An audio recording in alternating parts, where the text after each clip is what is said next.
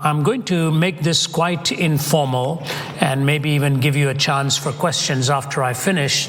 When they were giving me the subject matter to deal with while I was overseas and seeing which one would best suit in the light of all that you would have already heard from 1st and 2nd John and from Stuart and from LT and the rest of them, everything that needs to be said would probably have been said.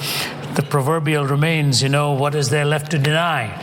And with a group like this, there'll be nothing left to deny. So I shall just keep this very, very chatty and informal. The subject assigned was something like, thinking about worldviews and persuasion and how to communicate within these various grids that you run across. I never get tired of growing in my knowledge of people. It's the one thing that really keeps me going. My wife will always say to me, where did you meet this person? How did you get into such a conversation?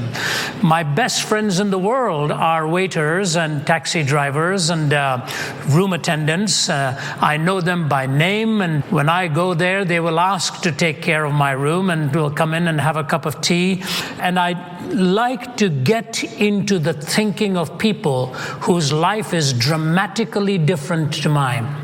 Many, many times in Delhi, which is my home city. I was raised there. I know Delhi very well.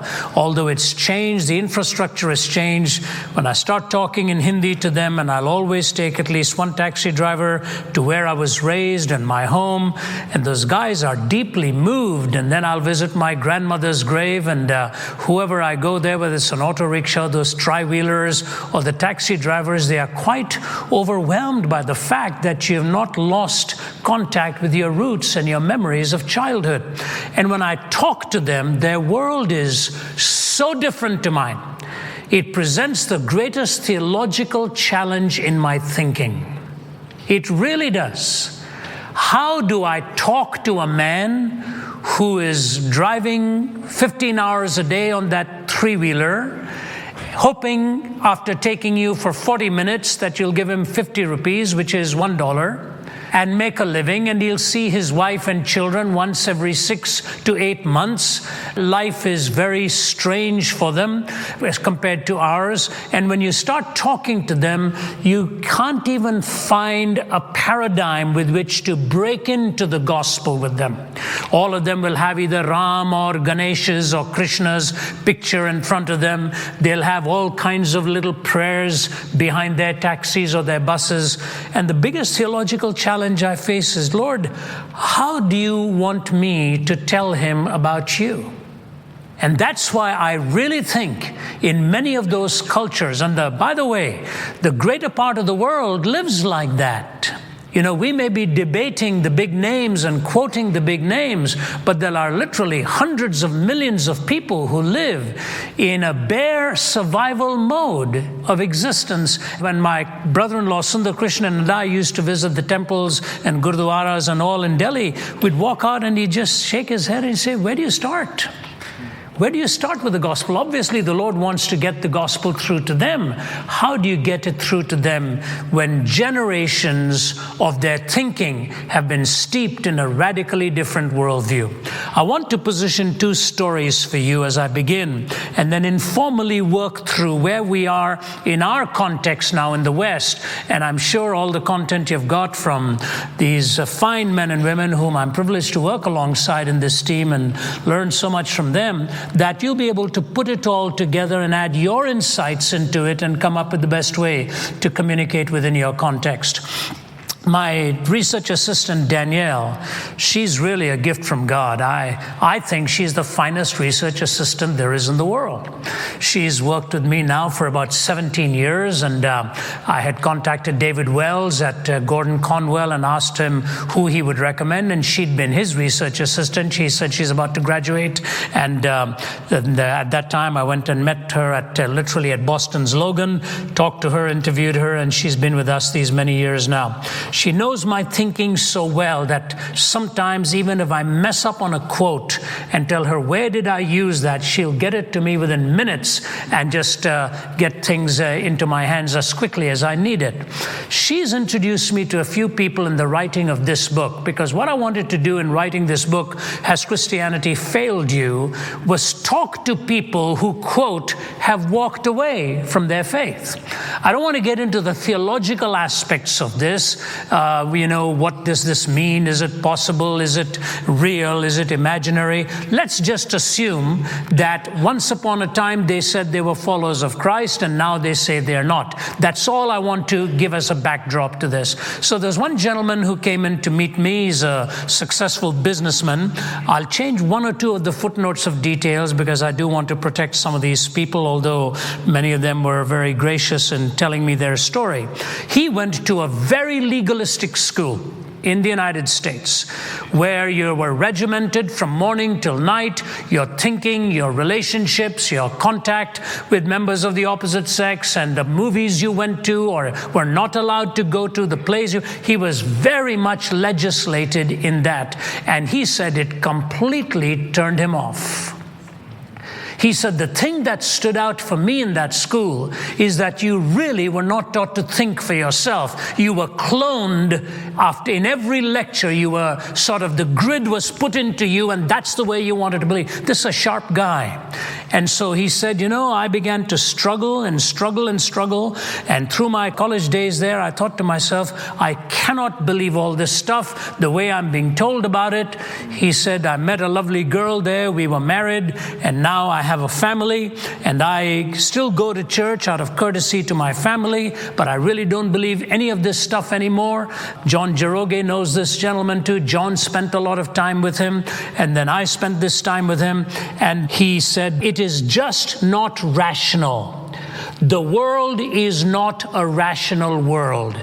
I cannot bring this into a scheme with an all-powerful and intelligent and an all-loving God. He said, if you can, that's your privilege. I can't. And so I asked him what his bottom line in thinking was. He said, well, I'm a member of the Libertarian Party politically. And I said, they reduce everything to one law, don't they? He said, yes, never to initiate fraud or violence. I said, and you think that is sufficient for your life? He said, that's a good place to draw everything together. I said, now, can I ask you one question? You married the girl you fell in love with at college. He said, yes. I said, at that time, she thought you were a believer. He said, yes. I said, did you tell her you were flirting with atheism and naturalism? He said, not really. I said, isn't it interesting that even the one line that you keep as your guiding light for everything, you violated? In a sense, you deceived. The one who you committed to in your life believes what you now disbelieve. And it goes to show you that your heart is no different to what the Bible says about it in Jesus, that the heart is deceitful above all things, and you could not even honor the one law you had set for yourself on the basis of which all other laws go. I said the second thing I want to say to you is this. You see all this incoherence in the world and all the evil that you dislike. I said, and now you're in a worldview that says there's no such thing as evil. You moved from a matrix of one setting where the one thing you saw that was incoherent, you moved into another setting in which you said it actually doesn't exist. He was very, very silent, very, very quiet. And I have responded to him in one chapter. Now change gears with me. I flew out to India and through another contact was asked if I would see this young lady who came from a Hindu background. Many, many years ago, she was working in a particular place where she, quote, fell in love with a young man. You don't use those terms that readily in India, but it did happen to her.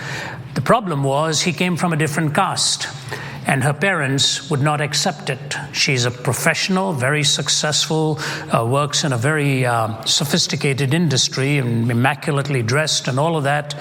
And I met her with somebody else in the restaurant of the hotel where I was staying, and the three of us chatted. And her story was this. Her parents had denied her the privilege of marrying this guy, so they eloped. They ran away to another city and they got married. After spending 2 or 3 years with him, she was posted to another city where she was working in another setting and, quote, was attracted to somebody else. And her husband noticed that the letters were getting fewer and farther between. One thing led to another. He said, "Is something wrong?" And even though she hooed and hawed, he figured something was up. So he takes a train and he goes to the city. He comes from a rather meager background, really loved her, and he had everything she wanted, but now they were disenfranchised from their families. They were basically just thrown on each other, nobody else with them now. He'd been kicked out by his family, she'd been kicked out by her family, and now he's taking the train and he comes and finds out, yes, her heart now is drawn to somebody else. So she says to me, something terrible happened, Something terrible happened, and I got this story both first and second hand. And he pleaded and begged her to give their marriage a chance. It was still so young that he really did love her. She was determined that it was over. She no longer was attracted to him. He left the room for a few minutes, wondering what to do, and he came back. He said, "Will you do me one favor?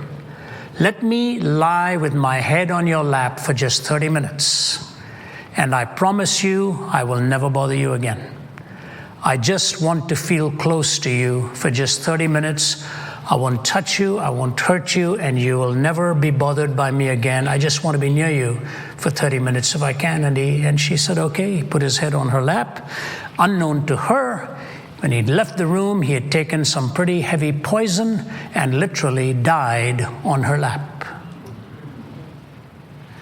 These kinds of stories are not uncommon within the culture from which I come.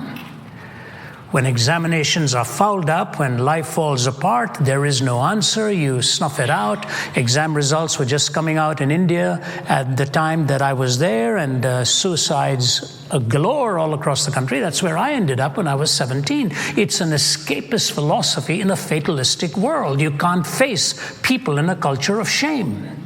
So here's this man all alone, ends his life. And she went into a vortex of agony, years and years and years. And now she's sitting across the table from me, and she said she finally got a freedom in her heart, free completely from everything, that she no longer lived with guilt. She went to see a Hindu priest who took her name, saw the astrological chart, noted everything down, and came back to her and said, actually, in your previous life, this man had raped you when you were a little girl. And this was payback time. And you sit across a table and you say, is this for real? Am I really hearing this right? Highly successful woman making a lot of money in an industry that I won't name, very, very successful. Two completely different stories that I've addressed in chapters. Now, here was one man who had not seen the evil in his own heart, but saw evil out there. Here was a woman who saw the evil in her own heart, and in order to escape it, put it out there, and now both of them felt absolved from the problem of evil within their own existence.